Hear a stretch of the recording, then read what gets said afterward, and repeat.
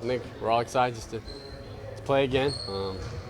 It's going to be a big test. I think each opponent's a different challenge, and it's going to be a good team. It's going to be a big challenge, and we're all looking forward to it. Derrick, you talked a little bit in Miami about kind of the confidence Joe's instilled in you, how effective he's been, as your coach. What are some of the ways you feel like he's set you up for success in the year or two, he's coached you here? I think just like having a coach that, believes you. So every coach kind of says that, but he just goes above and beyond to prove it to me. And I think at the beginning of the year, he's like, "You're my point guard, and I believe in you, I trust in you." And so hearing stuff like that is always big.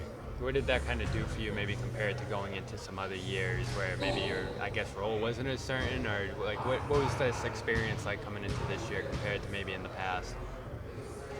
Yeah, I think I've had a lot of different experiences. So just having that consistency from the beginning, I think was big. And at the end of the day, I just want to help the team win, and that's the important thing. But just hearing that and having a coach believe in me was huge. How well does he know you as a player now? Like, you guys have been together for a while now. Yeah, I think just we've grown to know each other. I know what he likes, he knows what I like, and what our team needs to get into. So just having those conversations throughout the year and just having that trust is huge. Derrick, Donovan and Garland both seem to kind of get to wherever they need to go, regardless of who's in front of them. What kind of challenge does that present to you as an individual defender and as a team?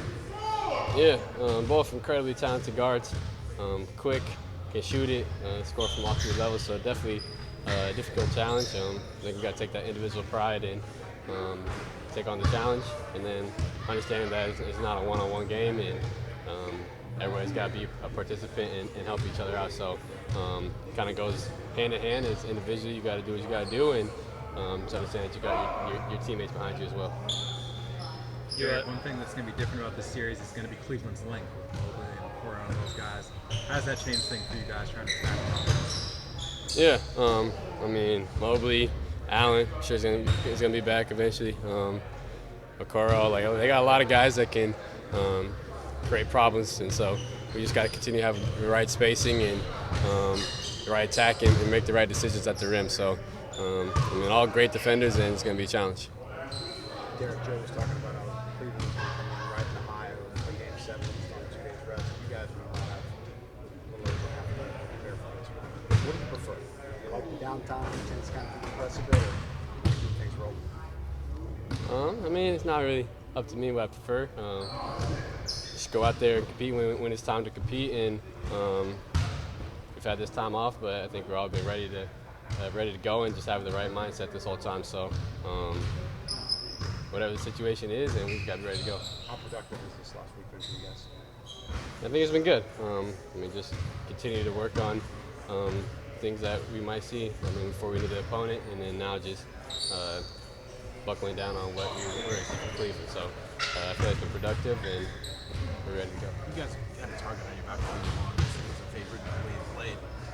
When you hear, we want Boston chance, which I think I might have heard as you guys were practicing today. What does that kind of do for you as a player? How much do you enjoy that? Fans getting into it. Yeah, that you want to play at the high level, and obviously we have the best record, so everybody's going to be gunning for us, and so it's high level basketball. I feel like if they were playing New York or whoever next, they would say the same thing. So crowd's into it, and that's what makes this basketball fun. You had a lot of success in that last series attacking their defense. How would you compare how you and the team have to attack this Cavaliers defense compared to the last series? What are some of the similarities and differences? Obviously Miami switched a lot, which you never really know from series to series.